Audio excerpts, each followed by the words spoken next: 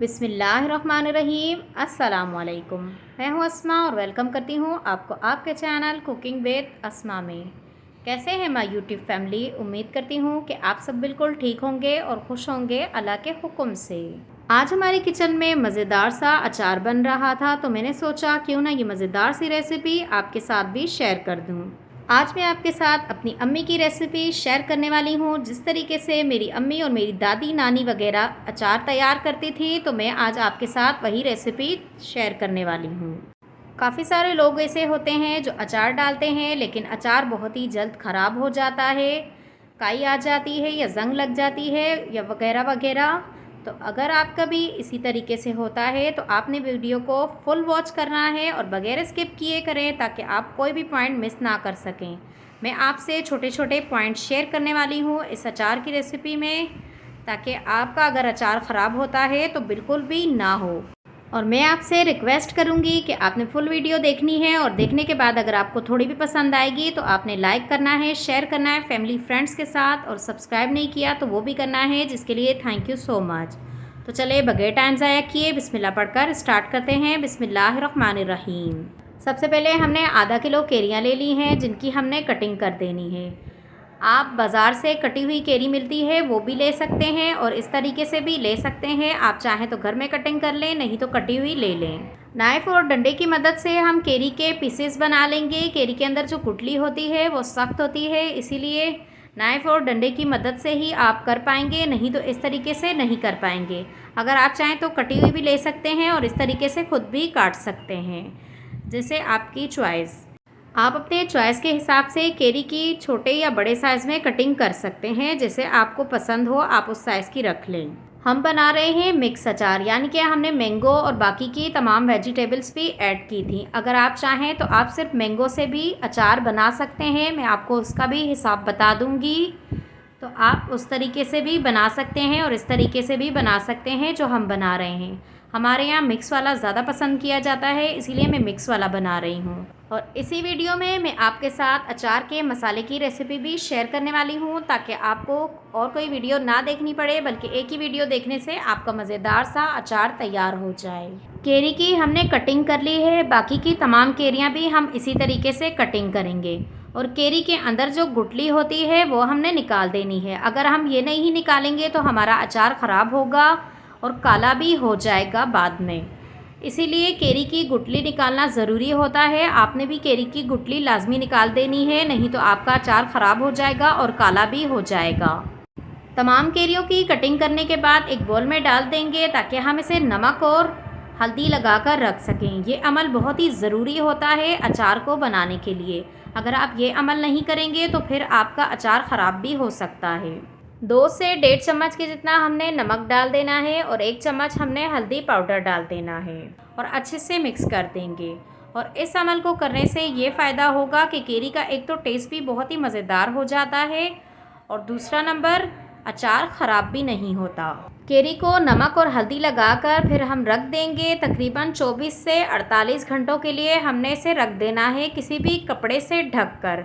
अगर आपके घर में धूप आती है तो आपने इसे धूप में रखना है, और अगर नहीं आती है तो कोई बात नहीं, आप फिर इसी तरीके से कमरे में रख दें, कपड़े से ढककर। 24 से 48 घंटे रखना ज़रूरी है। आपके पास जितना टाइम हो आप उतना रख लें। मैंने 24 घंटे तक रखा था, मेरे पास ज़्यादा टाइम नहीं था, इसीलिए मुझे वीडियो बनानी थी। जिस भी कपड़े से आपने ढक कर रखना है वो कपड़ा पतला होना चाहिए, मोटा नहीं होना चाहिए। जाली का हो या मलमल का हो तो भी चल जाएगा। अब ये दूसरे दिन की वीडियो है। केरियों ने जितना पानी छोड़ना था केरियों ने पानी छोड़ दिया है। केरी के अंदर जो पानी होता है वो भी अचार को ख़राब करता है। नमक लगाने से ये भी फ़ायदा होता है कि पानी जो छोड़ना होता है केरियों ने वो छोड़ देती हैं। अब हम कोई भी स्ट्रेनर वगैरह लेंगे जिस पर हमने केरियों को डालकर छान लेना है, यानी पानी को हमने अलग कर देना है और केरियों को अलग कर देना है। केरियों को हमने धोना नहीं है, बल्कि अब हम केरी को इसी तरीके से सुखाएंगे। आपने जब केरियां ख़रीदनी है, अगर कटी हुई ले रहे हैं तो आप उस वक्त लाकर धो लें, और धोने के बाद खुश्क करें, फिर नमक और हल्दी लगाएं। मैंने साबुत केरियां ली थी तो मैंने पहले धोकर उन्हें खुश्क किया है, और उसके बाद ही हमने उसकी कटिंग की थी। केरियों से तकरीबन आधा पौना कप के जितना पानी निकला है। अब हम केरी को किसी कपड़े वगैरह पर डालकर खुश्क कर लेंगे। अगर धूप आती है तो धूप में खुश्क करें और नहीं आती है तो पंखे के नीचे रखकर इसे खुश्क कर लेना है। और केरी के जो तमाम पीस हम रखेंगे वो हमने ऊपर के साइड रखने हैं, यानी कि जो गुठली वाला साइड होता है वो हमें ऊपर रखना है और ग्रीन वाला पार्ट जो है वो हमने नीचे की तरफ रखना है। इससे केरी बहुत ही जल्दी खुश्क हो जाएगी। अगर धूप होगी तो धूप में ही 1 घंटे के अंदर खुश्क हो जाती हैं, और अगर धूप नहीं है तो कोई बात नहीं, आप इसे पंखे के नीचे 1.5 से 2 घंटे रखेंगे तो ये बहुत ही अच्छे से खुश्क हो जाएगी। और अगर आप धूप में रख रहे हैं तो फिर आपने इस चीज़ का ख्याल रखना है कि आपने 1 घंटे से ज़्यादा नहीं रखना है। अगर 1 घंटे से ज़्यादा रखेंगे तो केरी का जो मॉइस्चर होता है वो ख़त्म हो जाएगा, जिससे केरी का जायका अच्छा नहीं रहेगा। जितनी देर में केरियाँ हमारी खुश्क होंगी इतनी देर में हम अचार के लिए मसाला तैयार करेंगे, और जो बाकी की वेजिटेबल्स हैं वो भी हमने तैयार करके रख लेनी है। 2 बंच हमने लहसुन के लिए हैं, और ग्वारफली हम डालेंगे इसमें। आपने अगर नहीं डालनी है तो आप ना डालें, लेकिन ये डालेंगे तो बहुत ही मज़ेदार जायका होता है इसका भी। अचार में कभी ट्राई नहीं की तो मेरे कहने पर एक बार ज़रूर ट्राई करें। हम डालते हैं, इससे बहुत ही मज़ेदार फ्लेवर आता है। और ग्वारफली जो हमने ली है ये एकदम कच्ची होनी चाहिए, यानी बहुत ही ताज़ी हैं। फ्रेश लेंगे तो बहुत ही जल्दी गल भी जाती हैं और बहुत ही मज़ेदार जायका भी होता है। और ये हमने तकरीबन 50 ग्राम ली हैं। 2 अदद हमने गाजर ली हैं, और 100 ग्राम हमने तकरीबन मिर्ची ले ली है, और 6 अदद हमने लेमन ले लिए हैं। इन तमाम सब्जियों को हमने धोकर रखा है। अब हम कपड़े की मदद से इन्हें खुश्क कर लेंगे। वैसे तो हमने स्ट्रेनर पर रखा था, ये काफ़ी हद तक खुश्क हो गए हैं, लेकिन जो थोड़ी बहुत भी नमी है वो भी हमने कपड़े की मदद से खुश्क कर लेनी है। अचार बनाने के लिए तमाम चीज़ें जो इस्तेमाल की जाती हैं उनमें पानी बिल्कुल भी नहीं होना चाहिए, यानी थोड़ी भी नमी वाली कोई भी सब्ज़ी भी ना हो, ना केरी, कुछ भी चीज़ जो है वो पानी वाली नहीं होनी चाहिए। अगर पानी वाली होगी तो फिर अचार ख़राब हो जाता है, इस चीज़ का आपने ख्याल रखना है। इस तरह की छोटी छोटी बातों का आप ख्याल रखेंगे तो आपका अचार जो है वो सालों ख़राब नहीं होगा।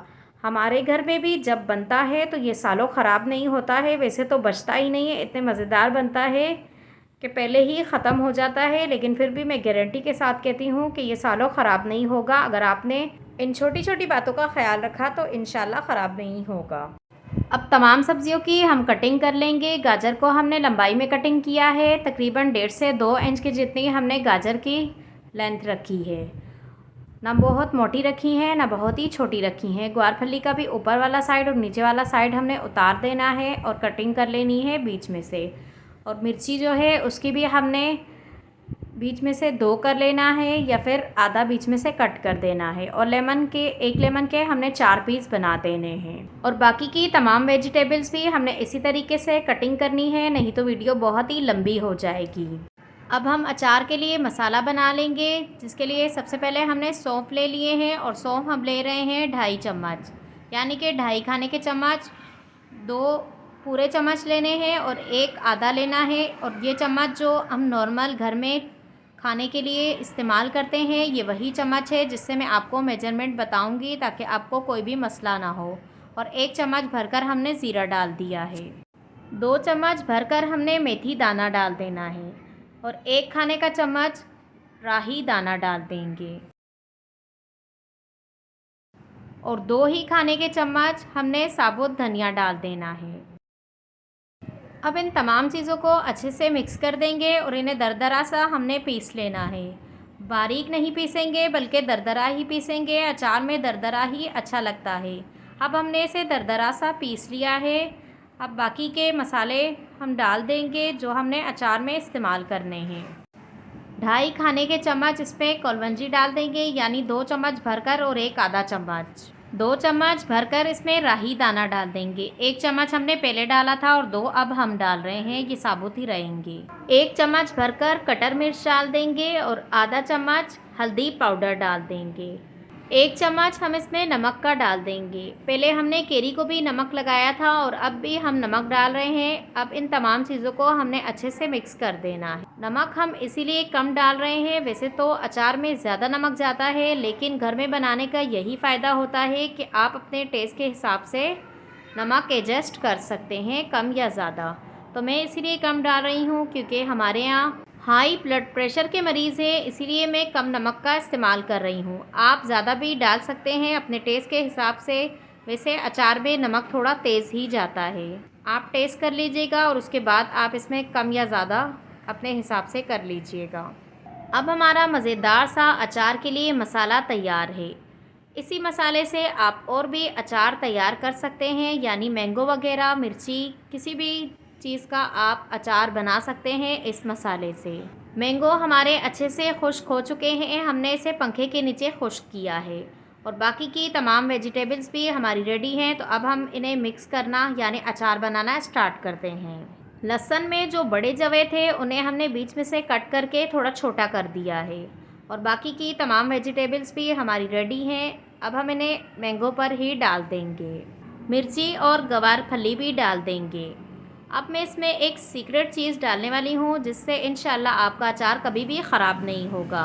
तो मैंने ले लिए हैं चने। चनों को हमने धोकर साफ़ सुथरा किया हुआ है। ये 15 से 20 दाने हैं, ज़्यादा नहीं है, बस थोड़े से ही हमें चाहिए। तो ये भी हम अचार में डाल देंगे। अब आप सोच रहे होंगे कि इनका अचार में क्या काम है, तो ये भी मैं आपको बताती चलती हूँ।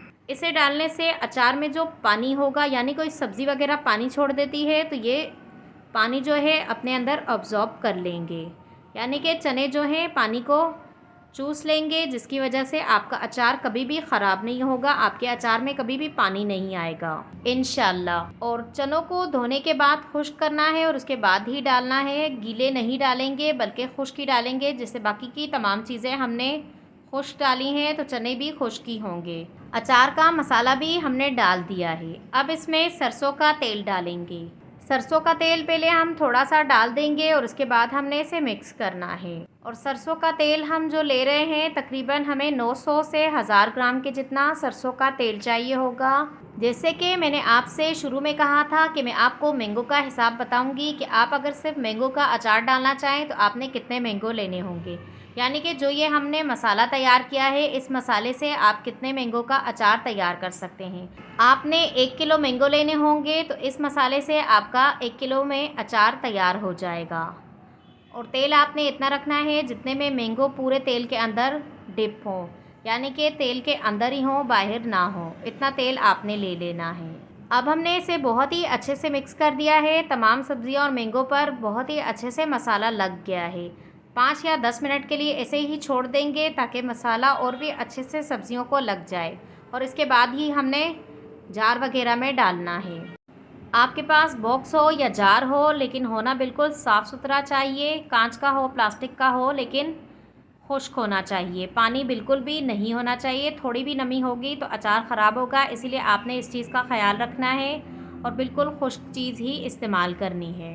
अब हम अचार को जार में डाल देंगे और उसके बाद ही हमने इसमें बाकी का बचा हुआ तेल डालना है। पहले हम तेल नहीं डालेंगे, नहीं तो जार में डालना मुश्किल हो जाता है, इसीलिए पहले जिस भी चीज़ में आपने रखना हो उसमें डाल दें और उसके बाद ही ऊपर से तेल डालें। और तेल इतना होना चाहिए कि आपका अचार पूरा उसके अंदर डिप होना चाहिए। इस तरीके से अचार को जंग नहीं लगता और अचार ख़राब भी नहीं होता है। अगर तेल कम होगा तो फिर अचार को ख़राब होने का ख़तरा होता है, इसीलिए आप तेल इतना लें कि जितने में अचार के लिए तमाम चीज़ें जो लिए हैं वो पूरी डिप होनी चाहिए अचार के अंदर। इतना तेल आपके पास होना ज़रूरी है।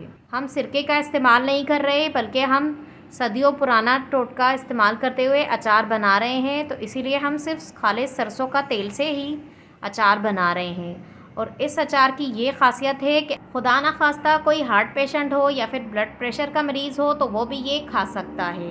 सरसों के तेल में डॉक्टर खुद कहते हैं कि आप निवाले को डिप करके भी खा सकते हैं, इससे कोई भी इशू नहीं होता है, इसीलिए सरसों के तेल का इस्तेमाल करें, ये बहुत ही सेहत के लिए अच्छा होता है। अब बात कर लेते हैं कि कितने दिन में अचार तैयार हो जाएगा। तो अचार को तैयार होने में अगर आपके पास धूप आती है, यानी कड़क धूप आती है, तो 3 दिन में अचार आपका बिल्कुल तैयार हो जाएगा।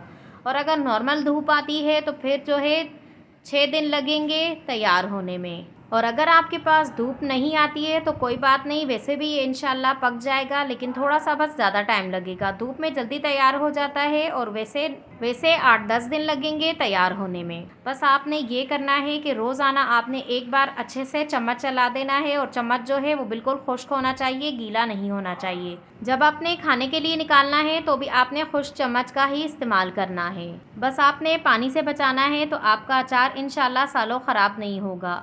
अब ये 2 दिन बाद के अचार की लुक है। 2 दिन में इतना पका है, इंशाल्लाह जल्दी ही फुल पक जाएगा। कुछ चीज़ें गल गई हैं और कुछ अभी गलना बाकी हैं। जब ये फुल तैयार हो जाएगा तो इंशाल्लाह मैं अगली किसी वीडियो में आपको इसकी फ़ाइनल लुक भी दिखा दूँगी।